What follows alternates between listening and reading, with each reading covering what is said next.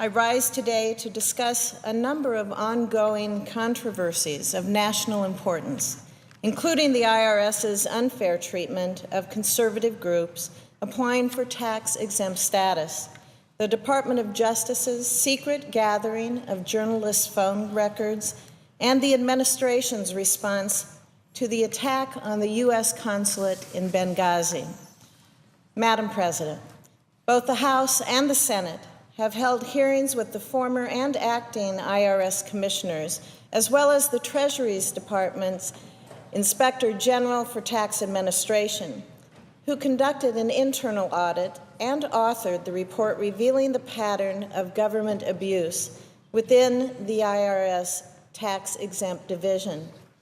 While I'm pleased that Congress is judiciously exercising its oversight powers, very few questions have been answered, and the pattern of inconsistent explanations continues. We still do not know why exactly we still do not know who exactly initiated the practice of wrongfully targeting conservative groups. Ironically, the acting IRS Commissioner Stephen Miller testified under oath that there were absolutely no political motivations behind the practice. However, Mr. Miller could not identify the names of the individuals whose motives he was supposedly vouching for. How is that even possible? Nebraskans know better than to buy that bill of goods. We still do not know why, Madam President, this abusive policy was implemented in the first place. IRS officials have maintained that the extra scrutiny given to conservative groups was an attempt to deal with an influx of applications. But as a number of fact-checkers and media outlets have noted, that surge in applications didn't happen until well after the targeting began. The reasoning for the practice put forth by the IRS then simply does not align with the facts. We still do not know why the IRS felt that it had the right to release confidential data, which it had wrongly requested in the first place. And they released that to third parties with adversarial interests to these conservative groups in question. The progressive publication ProPublica admitted it obtained from the Internal Revenue Service illegally leaked confidential tax forms from 9 organizations. All of the groups whose records were improperly released were conservative. Why did the IRS leak these records? What was their goal? And why did only conservative organizations have their confidential information leaked? Why did the White House senior staff, including the White House counsel and the White House chief of staff, fail to inform the president of this egregious government overreach by the IRS? Former special counsel to President Clinton, Lanny Davis, recently wrote an opinion piece in The Hill. Quote, "With all due respect to someone who has impeccable legal credentials, if she did have foreknowledge and did not inform the president immediately, I respectfully suggest Ms. Rumler is in the wrong job and that she should resign," unquote. And as Politico recently reported, the story keeps changing. I quote, "The White House explanation of what it knew about the IRS story ahead of the first press reports on the controversy shifted once again Thursday." Let me repeat that. Shifted once again. It seems that some folks in the White House can't get their facts straight. Why?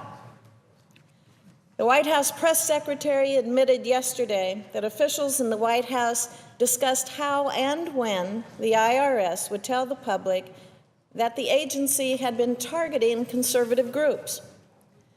The eventual public disclosure was made by IRS tax-exempt division director Lois Lerner, who revealed the pattern of government abuse with an intentionally planted question at an otherwise little-noticed Washington, D.C.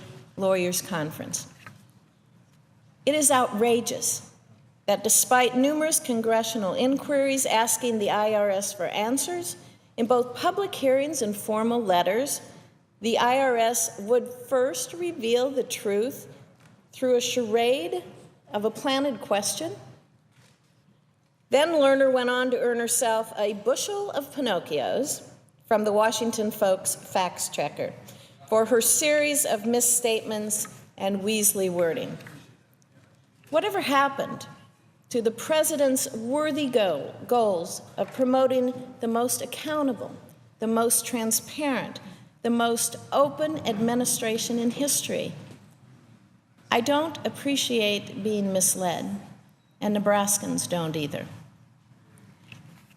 Regarding the Department of Justice's secret collection of over 100 Associated Press journalists' phone records, two key questions remain. Why didn't the Department of Justice ask the Associated Press to voluntarily cooperate before issuing those subpoenas, as the law requires? And why did the Department of Justice fail to abide by the law and inform the Associated Press that the records were subpoenaed, denying them the opportunity to appeal that heavy-handed play? Washington Post columnist Eugene Robinson put it well. The Obama administration has no business rummaging through journalists' phone records, perusing their emails, and tracking their movements in an attempt to keep them from gathering news. This heavy-handed business isn't chilling. It's just plain cold. But once again, the overreach does not stop there. Recent news has surfaced that a Fox News journalist was criminally investigated for doing his job, lawfully soliciting information from a government source. The Post describes the investigation in vivid detail. They used security badge access records to track the reporter's comings and goings from the State Department, according to a newly obtained court affidavit. They traced the timing of his calls with the State Department security advisor suspected of sharing the classified report. They obtained a search warrant for the reporter's personal emails. Madam President, this assault on the First Amendment is unacceptable, and the intimidation of reporters through unnecessary criminal investigations and excessive surveillance raises serious questions about the freedom of the press. The President and the Department of Justice have yet to come forward with credible answers. The American people are still waiting. Finally, I'd like to briefly touch on the tragic attack on our consulate in Benghazi. Much attention has been paid to the internal White House emails and changes to the UN Ambassador Susan Rice's talking points explaining the source of the attack. I believe that a key question still remains to be answered. Why, for 2 weeks, did the administration propagate the tale that it was a YouTube video-inspired attack when officials knew almost immediately that it was carried out by affiliates of al-Qaeda? That's a pretty simple question. Why were the American people told that an anti-Islam YouTube video prompted the attack when it is known that it did not? No one, Madam President, has answered this very basic question. Instead of providing answers to these questions, a top White House advisor has impugned the integrity of those seeking the truth by decrying persistent questioning as a witch hunt.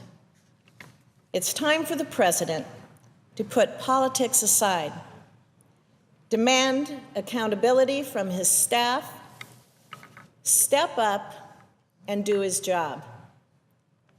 Congress is doing its part by conducting serious oversight hearings on both the IRS overreach and the Benghazi attack.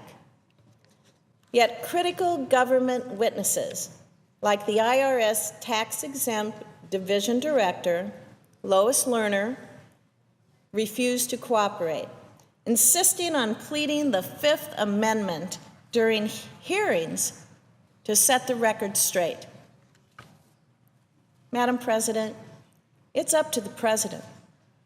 It's up to the President to transform this culture of arrogance and change the above-the-law attitude that seems to have a grip over his departments and his agencies.